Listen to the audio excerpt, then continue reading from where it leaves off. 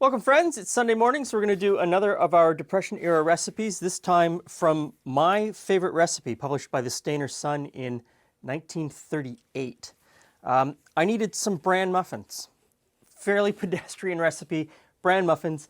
And in this recipe book, there are 3 bran muffin recipes, and they're each a little bit different. And so I had to choose one, and I was helped a little bit because this one has an X.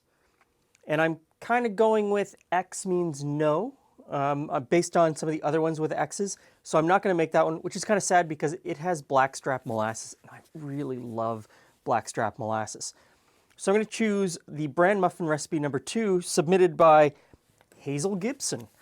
And so it starts out with 1 cup of thick sour cream, and you want to use a really good quality sour cream. Sour cream is one of those ingredients that I have a real problem with because most sour cream out there today is crap. If your sour cream has anything other than milk, cream, milk ingredients, and bacteria, then it's horrible to work with. It really should have only 2 ingredients, cream and bacteria, but you know, cream, milk ingredients, bacteria. If it has like a thickening agent like gelatin or guar gum, it's just not right. The texture's not right. It's just, I don't know. I just, you know, buy quality because you're not going to use it that often. In went some sugar and now an egg, and we'll mix that together. Now, just like almost every other recipe in these recipe books, the author expects you to make decisions along the way. The measurements are imprecise, and they want you to make decisions along the way. So it doesn't tell me how much bran and how much flour to use, other than it's in a ratio of 2 to 1. But the exact measurement, it just says to bring it together into a drop batter. Mix in enough to make a drop batter. So I've put the soda in with the first scoop of flour, and I'll put that in here, and then I'll add 2 scoops of the bran, and then we'll see where we go from there. 1 scoop, 2 scoops, and we'll see what happens. Okay, now that was a 1/2 cup scoop, so I have put in a 1/2 cup of flour and 1 cup of bran to this point. I'm going to go down to a 1/4 cup scoop and just go in incrementally because I think we're pretty close, and I don't want to over scoop because I don't really know what Hazel was talking about. She knew how to operate her kitchen. I wasn't there.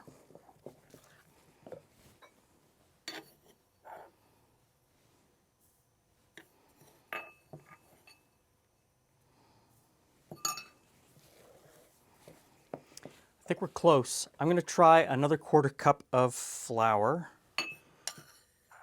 which brings me to another 1/2 cup of bran.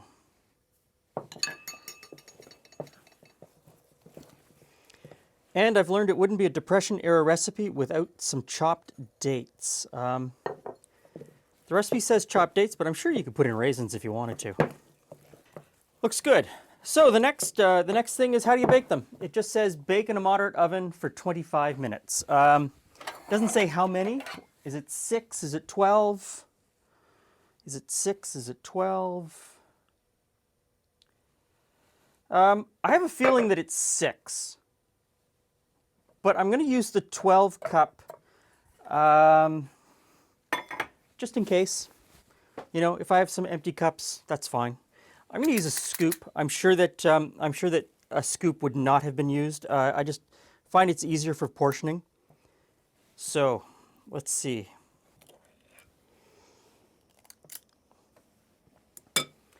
Eleven muffins into the oven. 1, 2, 3, 4, 5, 6, 7, 8, 9, 10, 11. I What happened? only got 11. I didn't eat one. They know that I only filled 11 cups.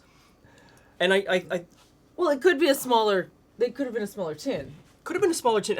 And there's the thing. Downstairs in the equipment room, we've got probably a lot of different tin shapes. we've probably got 4 or 5 different sized cups that are all Considered called muffin. regular or- muffin. yeah. Yeah. And then we've got the really big ones and we've got the really tiny ones that are odd sizes. But there's a whole bunch of these that are just a little bit different each one. So, So this is a basic bran muffin. Although I see Hazel Gibson yep, we did Hazel's. added some sour cream. Clearly, I won't say who made the one above it, but Grandma put an X there. Your grandmother did not like that one. No. That could have been a lot of reasons. So I'm interested to try these. Okay, well, they've got a nice, crisp kind of come apart nicely. Mm-hmm.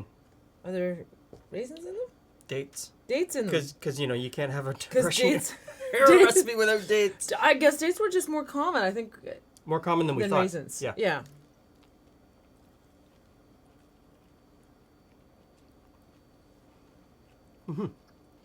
That's a brown muffin. It's a nice bran muffin. Mhm. It needs butter because I think all bran muffins need butter. But it's still moist. It's not dry. No, Um, I just think butter and bran muffin, the flavors complement. there's not a whole lot of sugar in it, but yet they still seem sweet because I think the dates bring a lot of sweetness, even though there's not many dates in it. I wonder about dates. I mean, dates are often a really great sugar substitute. Yeah. And I wonder if it was easier to keep dates, if dates were less expensive than refined sugar, more available. I don't know. I think there's some research that needs to happen there. well, the whole date versus raisin thing, because there's more dates in all of these recipes than raisins. Sadly, I have no one to directly ask anymore. But Well, I like these muffins. I think they're a pretty good option. You know, and they're not overly sugary. So if you're looking for a healthier bran muffin that isn't, 2 cups of sugar, and is there oil in it? there's no oil. Oh, so no oil, no sugar, Everything comes from the or sour only cream. a little bit of sugar. Yep, everything comes from the sour cream. That's pretty good. Yeah. Yeah.